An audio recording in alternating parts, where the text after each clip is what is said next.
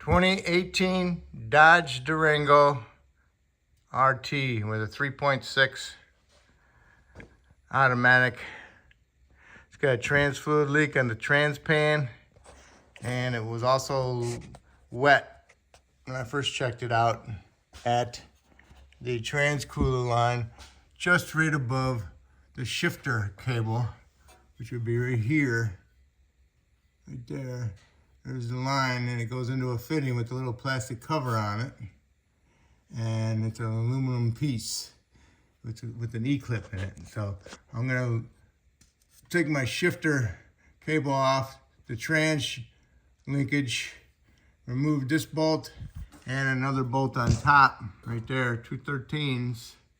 Get that trans shift cable out of the way, and then I can remove the plastic clip that covers the E-clip on the trans line.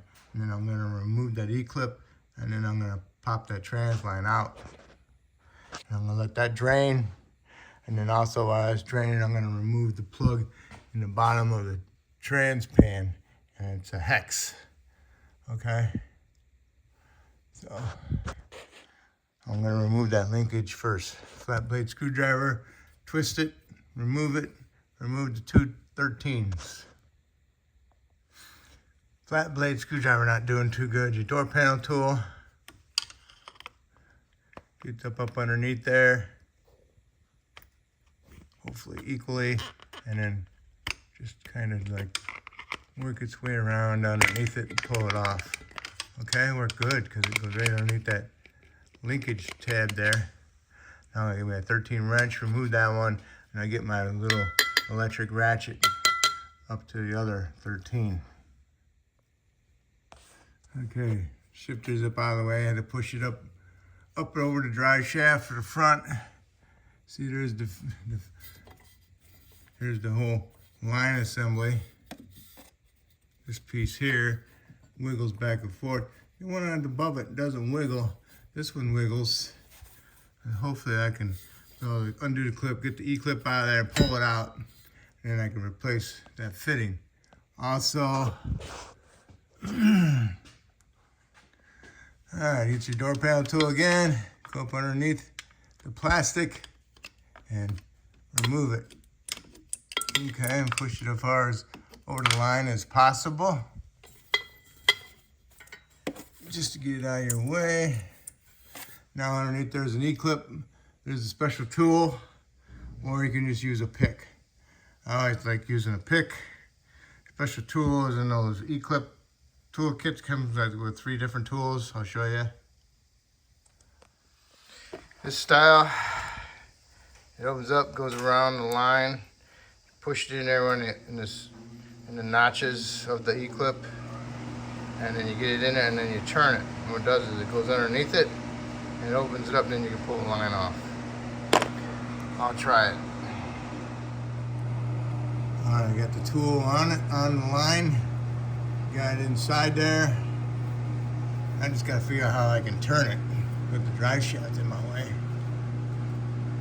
I might have to get me a pair of channel locks to go up underneath it so I can turn it. Just can't get my hand in there to turn it. Okay, I got underneath it and turned it. Hopefully it's in a good spot. Oh. See, there's just a pain. You have to push it on the line, and then you have to turn the tool, and it opens up the E-clip. Alright, you gotta find the end of the E-clip, and you just stick a pick underneath it and you pull it out a little bit. See if I can get you a better picture of it.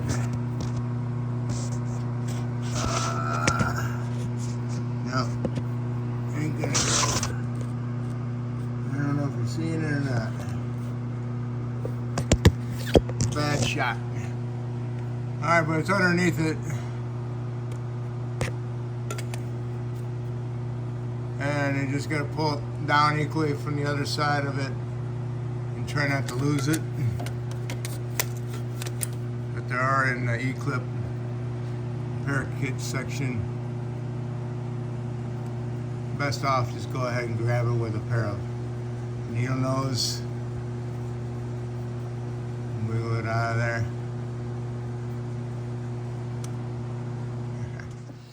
Okay. I got the clip out. Here's what it looks like. Clip just goes into the, clips into it. So what I did was I found the end of it with a pick and I pulled it off like that. This end kind of stays in there and you just kind of work your way around it to pull it out completely. All right, it's just loosely in there. You can see how the three little half moon circles in there. That's what clips onto the pipe. And what you're doing is opening up the clip to pull the pipe off. Okay, so now I'm gonna go ahead and pull my pipe off and then remove my fitting. The pipe, all you gotta do is just wiggle it and it should pull off. Okay. Get a good square grip on your line. Wiggle it, circle motion, and pull it off. And look at that fluid, huh? That's just nice. We'll just let that drain. What I want to do is I want to catch all my fluid. I know how much to put back in there. All right, so there's how it's looking. Kind of like a bevel on it. Keep the line down as much as possible. And now you can go ahead and pick it up a little bit and match the socket size of your fitting that's over there on the bench and get it up in there and remove it. I'll put it on a 3-inch shallow on a 3-inch extension with an air ratchet or electric ratchet. All right, it's a 1-inch and I use the adapter to 3/8 and 1 inch and 1 inch. 1 inch. Okay, I got it. Had to break it loose and then the ratchet worked pretty good. Inside there's an O-ring. So that's probably what was leaking on the pipe. So just make sure your pipe doesn't have any burrs in it or anything for your cooler tube. And go ahead and put your new one in there and then tighten it up. Might want to put a little bit of lube on the O-ring so you don't hurt it when you install it. Got your new fitting in there. Make sure you torque it to 22 foot-pounds. You don't want to go any more than that because then you'll snap it off and then you'll have more problems, okay? So now that you got it in there, get your line, make sure it's centered into the hole, best you can get it, and push it in there. You'll hear it clip in, and give it a tug, pull on it. Nope, it's not coming out, so we're good. Now what you do is you find that little plastic retainer you had, it pushed all the way up out of the way. There it comes. And push it back over, and that will help keep that E-clip from popping out. I'll get me a pry bar and I'll try prying it on there off this drive shaft. Okay, I pried it on the drive pry bar. It's on there. It's all set.